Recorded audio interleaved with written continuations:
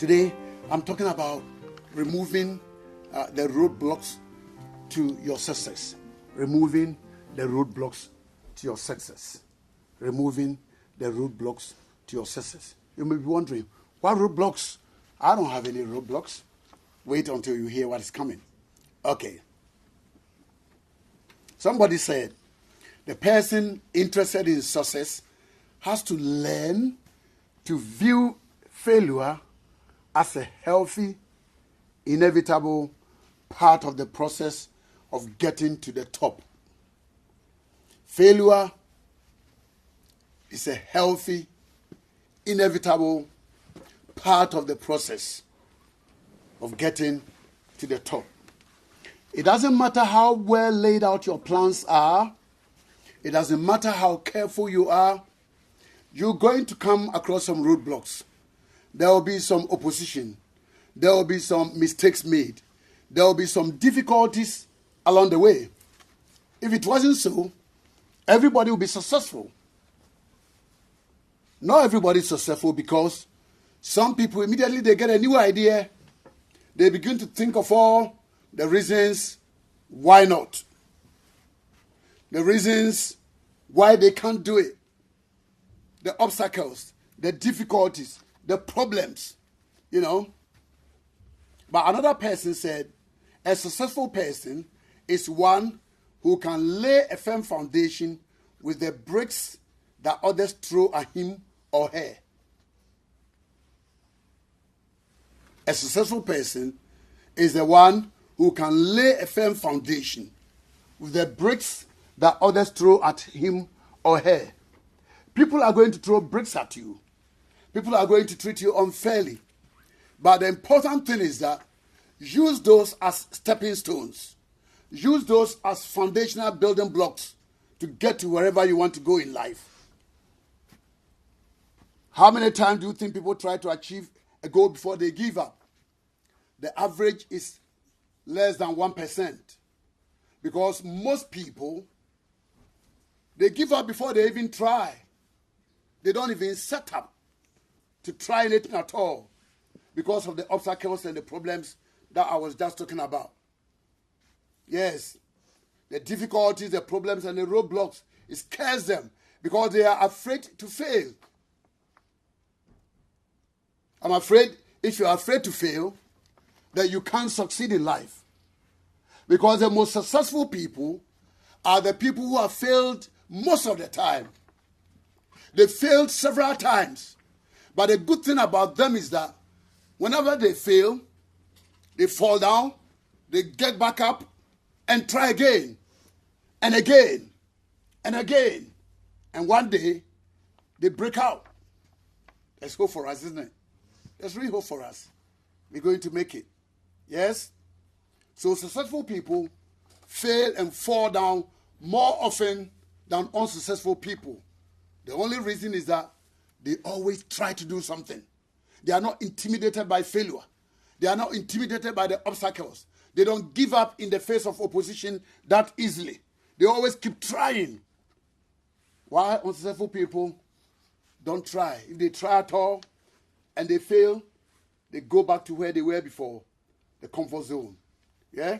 Okay. Temporary failure is always precedes success. Temporary failure always precedes success. As Henry Ford, the guy that did the Ford motor car, he said, failure is merely an opportunity to more intelligently begin again. Failure is just a second opportunity, maybe a third opportunity to begin again, but this time more intelligently, isn't it? Because you have learned at least one way how not to do it. What is steer clear from. So failure can be good in the sense that you become wiser and more open-eyed to know how to do something better. Once you have decided upon your goal, ask yourself, why am I not there already? Why aren't we millionaires already? Why aren't we loaded already? Why aren't we big people, directors and managers and business people already? Because many of us, if not you, people who are older, they have these ambitions. They have this hope. They have these dreams. But why haven't they achieved it already? Maybe you know people, possibly in your own family. They talk about big things. But why haven't they done it already? Why? Why haven't they done it already? What is holding you back? Why haven't you achieved your goal up to now? Maybe more relevant to us older people. One of the things you need to do for whatever you want to do, you have to identify all the obstacles between you and your goal. Whatever you are going to do in life, there will be obstacles, there will be hindrances, there will be problems, there will be difficulties, there will be some opposition. Identify them, be clear about them, and have a strategy to overcome them. Think in terms of solutions. Remember, you become what you think about most of the time. Whatever is on your mind constantly, you're always thinking about it, you're always meditating on it, you're always, regurgitating it, you're always talking about it. Eventually, before you realize, one day you become that thing. So you see how poor people and unsuccessful people land at where they are. That's all they've been talking about. Problems, difficulties, fears, why they can't do something. And before you realize, it's happened. We need to stay away from that. Successful people think solution orientation. Those people out there, the Bill Gates and the Sir Richard Bransons and the Alan Sugars and all those big people, successful people, they're always thinking about success. They have a success mindset. It doesn't mean that they don't face the problems and obstacles that the rest of us face, but they don't tolerate it. They always think about possibilities. They find ways to get over, get around, get past obstacles that stand in their way. Anytime there's a problem, they're not thinking of, this is going to stop me. No, all they think about, how can I solve this problem? They are solution-oriented. They are possibility-oriented. They have a can-do mentality. And you know what? It's a skill. So every one of us can develop that. That's a good news. We cannot develop that. How can we solve this problem? How can we take action to deal with this problem? What do we need to do here? You see, unsuccessful people, on the other hand, they are always thinking about their problems, their difficulties, most of the time. Or they think about who caused it, whose fault is it? I am angry. I'm not happy. I'm sad because somebody made me angry. Yeah? I'm unfortunate because life has dealt me a cruel blow. That's all that they are thinking about. But successful people don't do that.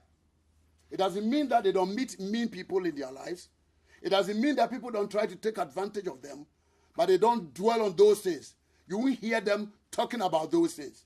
They have no time for that. But most of the time, unsuccessful people are complaining. They're complaining about parents, about the government, about friends, about a business partner, about a mate, about a lover, about a teacher, about a college. They're always complaining. They forget that in the same college, some people are getting A stars and distinction stars. Under the same teachers. So is the college the problem? Not really.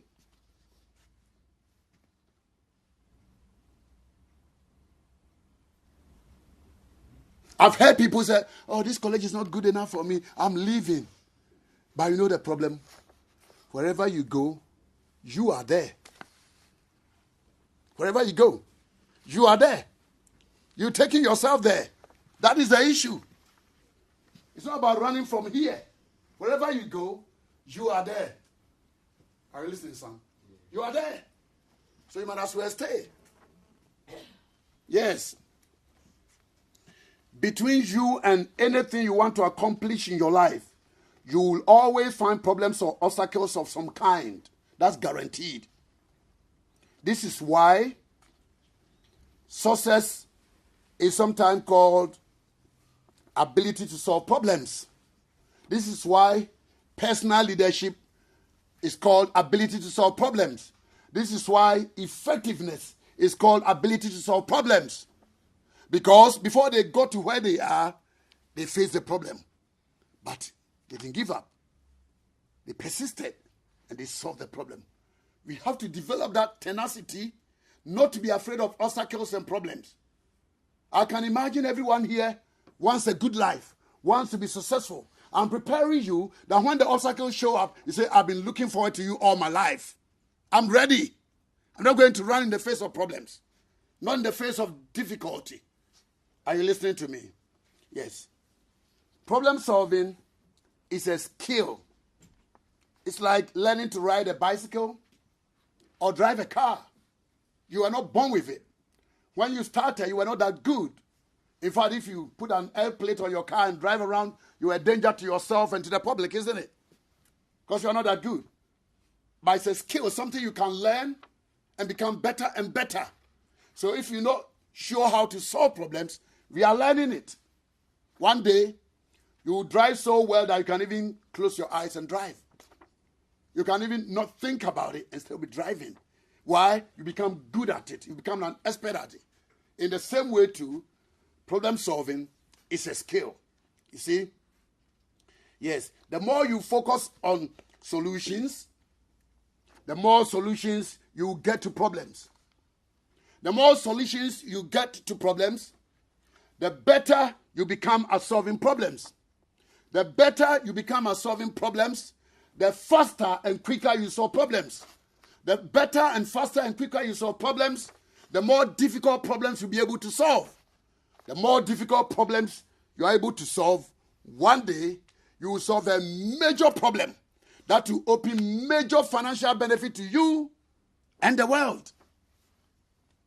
You see, success is about problem solving. All the people out there that are successful, they've learned to solve a problem in some area. That's why we are prepared to give them our money. That's why we are prepared to give them our time and attention. They've learned to solve a problem. They've rehearsed it. They weren't good to start with, but they've done it over and over and over and over and over. Now, when you see and hear some of them, it's like second nature. It comes naturally to them. They've rehearsed it. You can be that good at solving whatever problems you confront in your life. Yes. There's something called the theory of constraints.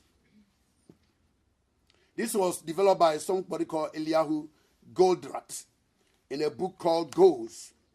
He propounded this theory saying that between you and anything you want to accomplish, there is a constraint or a limiting factor. Anything you want to do, there is a constraint or a limiting factor.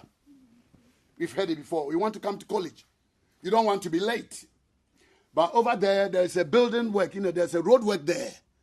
So the traffic is choked. And it's all reduced to one lane. Maybe your lane is even blocked. See, the faster you are able to negotiate that will determine how quickly you get here. If you are stuck there all day, all morning, then obviously you are going to be the first lesson and maybe part of the second lesson, isn't it? In the same way too, when you are moving towards your goal and you come across any of these constraints, the faster you are able to negotiate and solve that problem, the quicker you would be able to accomplish your goals and arrive at your destination. Yes. Your job is to identify the major constraint accurately and focus all your energies in alleviating that key constraint. We are going to talk about some constraints. These constraints are internal and external. Research has found that, listen carefully, 80% of the constraints you face are internal. They have to do with you, your personality, who you are. You want the other way around, isn't it? To blame somebody's fault. But 80% of the constraints and the difficulty and the reason why people are not getting ahead is due to inside them. It's inside them, due to they themselves. Yeah. Only 20% of constraints will be outside of yourself, containing other people and situations. It is you yourself, your personality, that's the major roadblock in achieving the goals you have set. I know some people will find it hard to accept that. They want to believe that, 99% of the constraint due to somebody else on the outside. That's not my fault. Remember the word I said, nobody should say it again. It's not my fault. Okay. So look into yourself. What is it in me that is holding me back? What is it in you that is holding you back? Look deep in your personality, temperament, your skill, your abilities, your habits, your attitudes, education, experience. Any of these things could be the reasons holding you back from achieving your goals, or that could hold you back from achieving your goals in future. So to begin with, look at mental, psychological, and your emotional makeup. This is where you must begin. Instead of looking outside and say, who is at fault, whose problem is it? Look inside of you. Because you know what? So long as you are able to take care of the outside enemy, of the inside enemy, the outside enemy is not a problem. If there is no inside enemy, the outside enemy has no influence.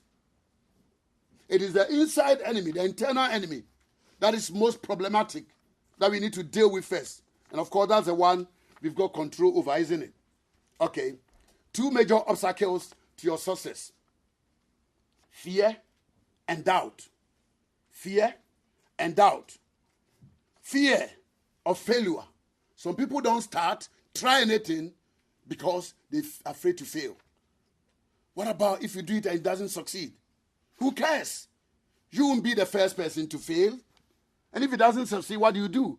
Pick yourself up and try again. Fear of failure. Poverty. If I invest my little substance in business and it doesn't work out, then I'll have nothing. Who cares? What about if it works out? What about if it works out? What about if it's quadrupled? That helps you to become a multi-millionaire. What about if it works out? Why don't you ask, why not? Why wouldn't it work out? You see? Loss. Lose your money, lose your time, lose your friends. Embarrassment. You look bad in front of your friends. People will laugh at you. Some people don't do things because of that. They simply won't try because they think that if they fail, they will be embarrassed. Listen, successful people don't think about that. They can't be bothered what other people think.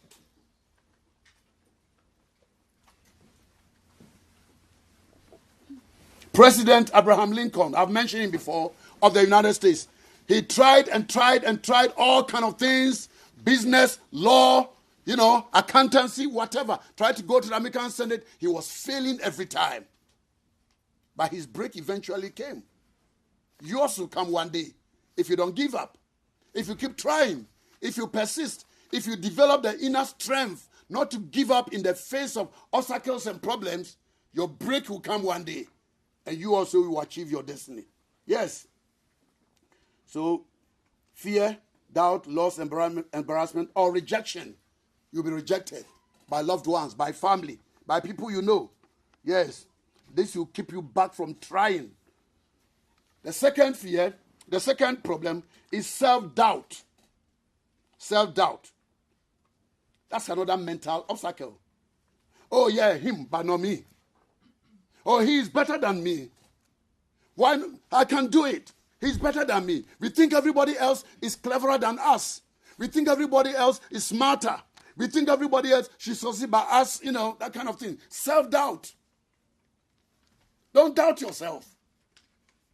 Like I said some time ago, if education is not for you, it's not the end of the world.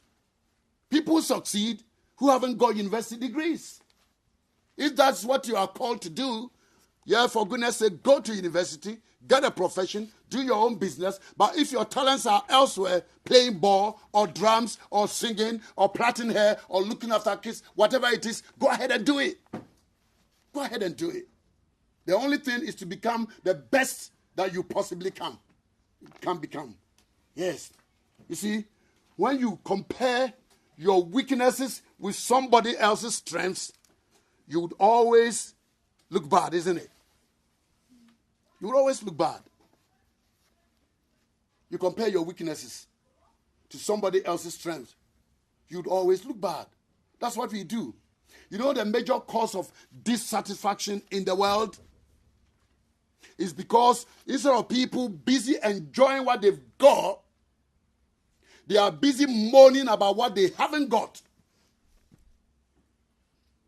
They look at other people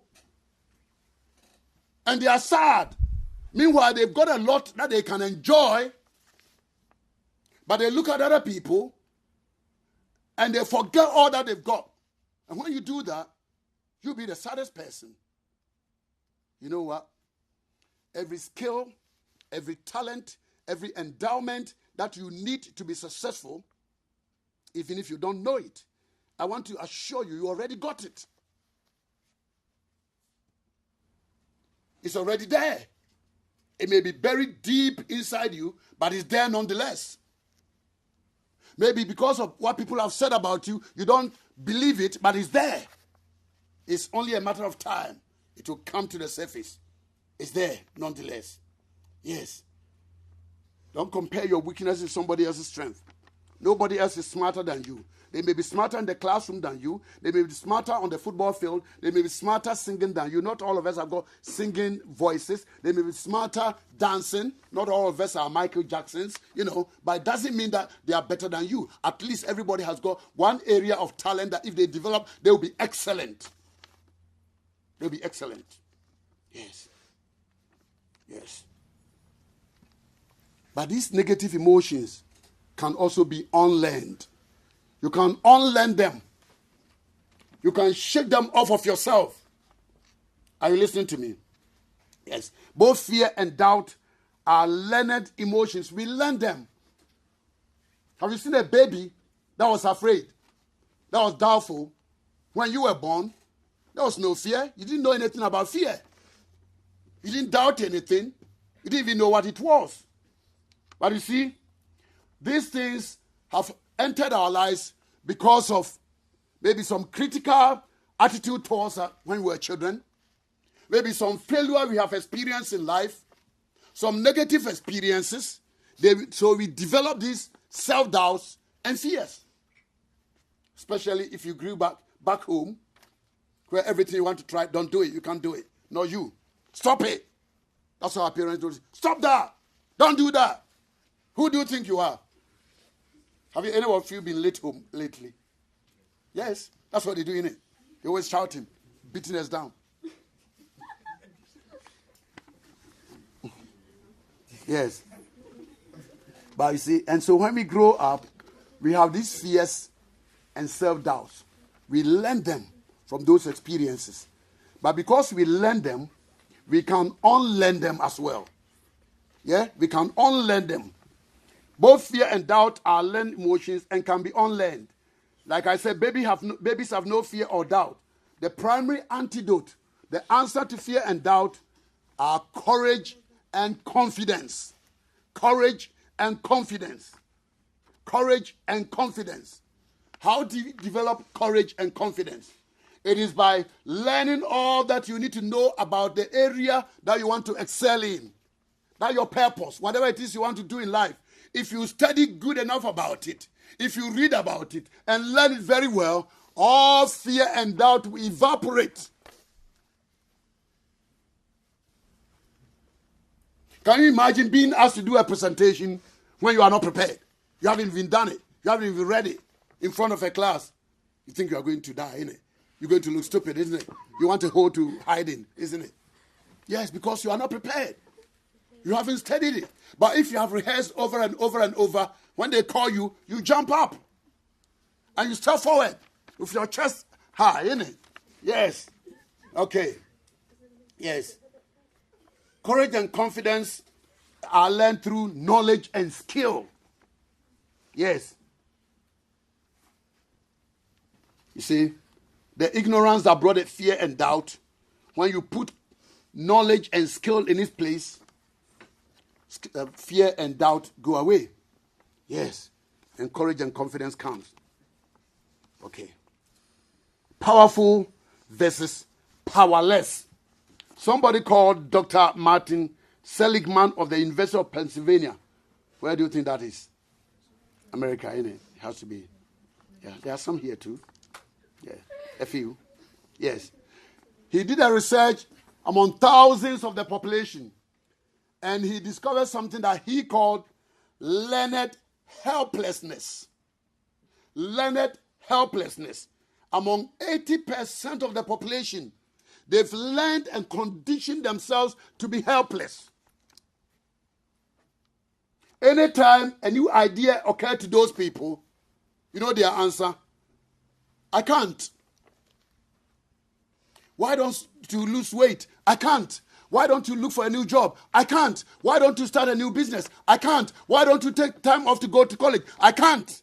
They've rehearsed it like parrots. You see? I can't. Everything, I can't. I can't. I can't. But who told you that you can't? You learned that. You learn that, and it's called learned helplessness. You condition yourself to think that you are helpless. But you are not helpless, you see. I can't. And then they give you all the reasons why they can't. Don't you know where I come from? Don't you know my village? Don't you know my parents? Don't you know my tribe? Don't you know the color of my skin? Don't you know my tribe? Don't you know that I'm a woman? Don't you know that I'm this? Don't you know that I didn't have university education? They give you all the reasons why they can't. They've learnt it. They've learnt it. Don't you know that I was diagnosed autistic or learning difficulty, learning impaired? Hey, a lot of so-called learning impaired people have risen to be great people in the world. Great people. Great people. Some of the greatest orators, they stammered when they were speaking. But they rehearsed and overcame it. They became some of the greatest orators the world has ever known. Yes. They can't. They won't get a new career. They can't save money. They can't lose weight. They can't start their own business. They can't do anything. They can't improve their life or their relationship in any way because all they know is that I can't. And they have 1,000 reasons to back their I can't. Don't give yourself any excuse to fail. Is that all right? Don't give yourself any excuse. There's no excuse for anybody to fail. You have to succeed because you got what it takes. And if it doesn't happen to, don't blame anybody. Don't blame anybody. Yes. This self-limiting reason always slams a brake on any new initiative. Anytime a new idea, a new proposal, a new venture comes to their mind or somebody suggests it, the I can't will rise inside of them and shut the door like that. So they won't even try at all because they can't. They can't get an A. They can't get a D star. They can't. They won't even say, I'll try. They will say, how do somebody get an A star? Let me find out. And try. Give it a try. But they have their reason. I can't. Yes. You can unlearn helplessness. Yes. Like I said earlier on, if you were criticized a lot in childhood, you had negative experiences, maybe you started something and it failed, and then you withdrew into your share, yeah? Or you've got beaten up by people, then you develop this thing, yeah? The way to come out of that is to begin setting small goals. Set small goals. If you are getting, what's the worst grade? A pass now. Tell yourself that in the next assignment, the next unit, I'm going to get a merit. Or I'm going to get a C. Set small goals and start working towards it. Don't put a mountain in front of you. Make it small because the more you achieve small goals, the more your confidence begins to build up, isn't it? Then very soon, it doesn't matter what problem they put in front of you, you become unstoppable. We are learning to be unstoppable. We are learning to get to the situation where nothing can stop us. I don't know how many we are in the room, but I want to think that I am looking at, is it 30 or 40 great men and women in the next 10 years. There is another problem. It's called the trap of the comfort zone. The trap of the comfort zone. You know what? Some of us, when we become comfortable with something we are doing, maybe you got a job, your salary, the amount of money you are getting, the relations, whatever, you don't want to disturb that. In fact, some of us are guilty of that. Why do I have to write a new application and attend a new interview and go to a new environment and then be shown around like I'm a small boy and that kind of thing. And because of that, you stay in one place all your life. You're comfortable because here you can coast, as it were. You can coast. You can even close your eyes and go to a classroom and deliver. You've done it all your life. You don't want a new challenge, the comfort zone. But that's dangerous. When you do that, you don't go forward in life. In fact, for you, if you become comfortable in one place, you're finished. Because whatever job you get, every year you have to retrain to be able to stay there. Like I was telling one of my lessons today, you buy a PC today, you install it. But before you install it, it is already obsolete, isn't it? A new one has come on the market. We call it built-in obsolescence. Before you use the equipment, it's already out of date. New ones are coming every now and then. As we are speaking, a new PC, a new software, a new gadget, something is happening new. You see? So you have to be always learning new skills, always learning new applications, always learning new things in order to stay in that organization. Your job will be changing every now and then. So don't be comfortable about the status quo, what it is today. See, somebody said, well, I got C's. I guess C's are okay for me. If you have got a potential for an A, why should C's be okay for you? Why? Don't understand that. Why should a Mary be okay for you if you can get a distinction? You see, that's a major obstacle. So for learned helplessness and the trap of the comfort zone, you need to set big goals for the two of them. If somebody is trapped in the two of them, they are almost impossible to help. Learned helplessness. They've given up, I can't. And then they are in their comfort zone, relaxed. Their routine, they go to work and come back, the same money, same office, same people, it's comfortable. They don't want any challenge, nothing to disturb them and that kind of thing. They lived in the same house for 20 years and that kind of thing. They don't want to move. If you are trapped in the two of them, you cannot even be helped. You see? So what you need to do is to set big, challenging goals.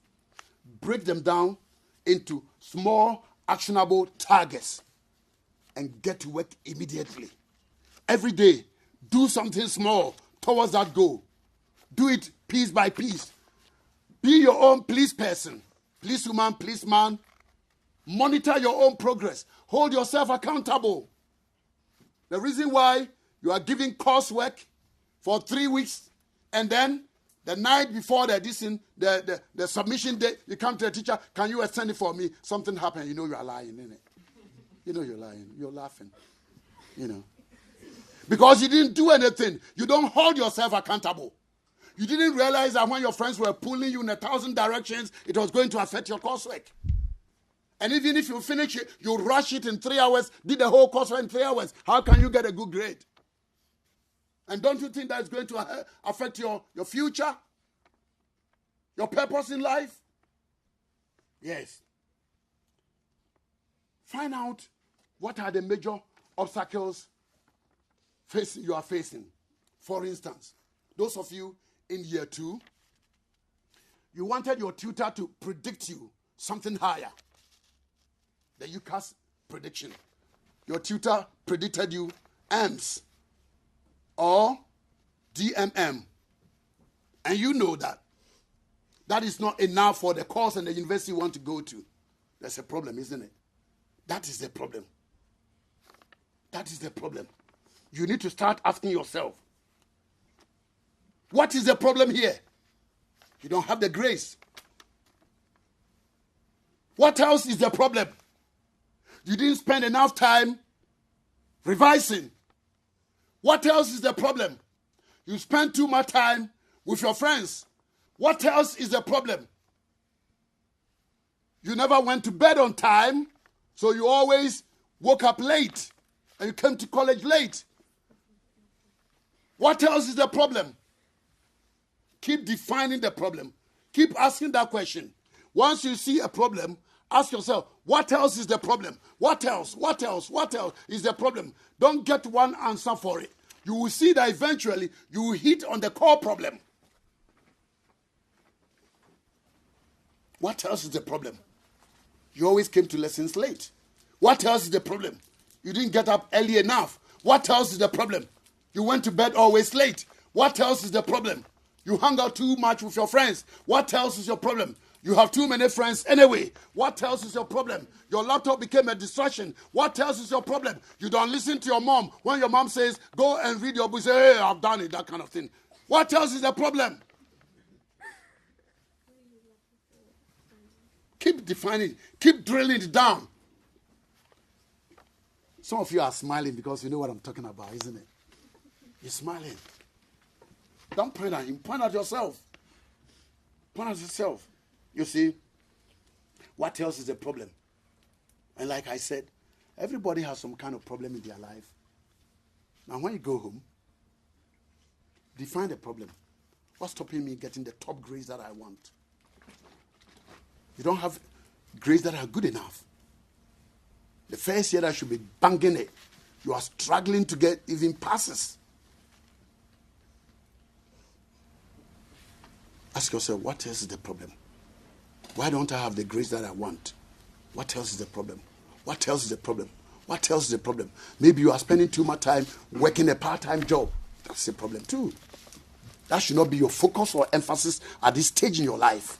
You may need some money, but if you focus on that, it's going to affect the bigger money that you are going to get in future. What else is the problem? Once you know the core problem, define that problem as a goal. As a goal. Poor grades, that's the problem. That is my goal. I'm going to set that as a goal to improve my grades from now on. Now you know the core problem. You've set the problem as a goal. What do you need to do? Go to bed on time. Wake up early enough. Make sure you're on time for every lesson. Listen to teachers. Do the homework. Complete assignments on time. Listen to your mom when you say, go and do work. You see? Now you know the problem. The problem has become what? A goal. And because the problem is now a goal, you have steps or solutions to tackle that goal. It's not just one step. It's not just one solution. It didn't come about because of one thing you did. Several things. And as you discover all of these steps, you will see that very soon, that problem will become infinitesimal. What does that mean again? Very tiny. You can't even find where it disappeared to. It's gone.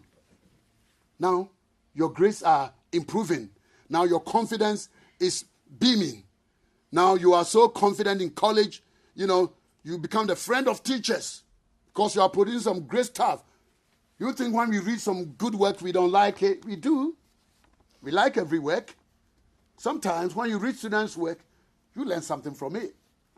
Some of you ask, how long should it be?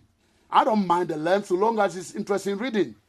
But if it's crap, then even one word is too much. Are you listening to me? Yes. Yes. Every problem can be solved. Somebody said, focus on solutions, no problems. What you focus on the longest becomes the strongest. The best way to deal with the challenges you are facing is to look for solutions. Spend your time being creative, resourceful, and get some help. Worry is faith turned inside out.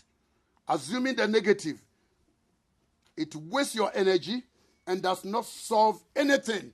It paralyzes you, stifles your growth, and robs you of your creativity when you worry. Okay. Use your imagination to come up with a variety of approaches to move your life forward. Use your imagination. Be creative. Sometimes, just lie in bed and be thinking. Think about your life. Think about where you're going. Think. You see, ideas will just drop from nowhere. Nowhere. But they will drop, yeah? Challenge yourself to think beyond that which is commonly accepted. Do something that no black person has done before. No black woman has done before. If anybody tells you it's never been done before, tell them I'm going to be the first to do it. Are you listening to me? You can't do it. You can't do it. hold the vision that you want always in front of you. Be clear about this vision and move on it. Move forward.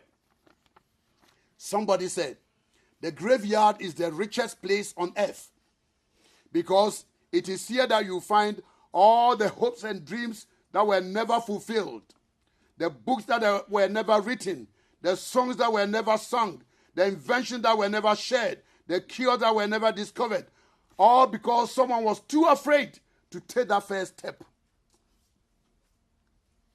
Keep with the problem or determined to carry their dream. We are not going to die with our dreams in our bosom. We are going to move forward. Whatever it is we are on this planet for, you know it better than I do. You know yourself. There's something you know that you must do.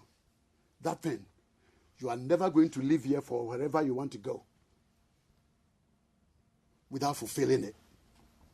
And as you follow these steps, you become unstoppable. Unstoppable. Unstoppable. Somebody said, the best angle from which to approach any problem is the triangle. T-R-Y. Triangle. The best angle. You want to solve a problem? Triangle. And I want to end on Les Brown's famous quote.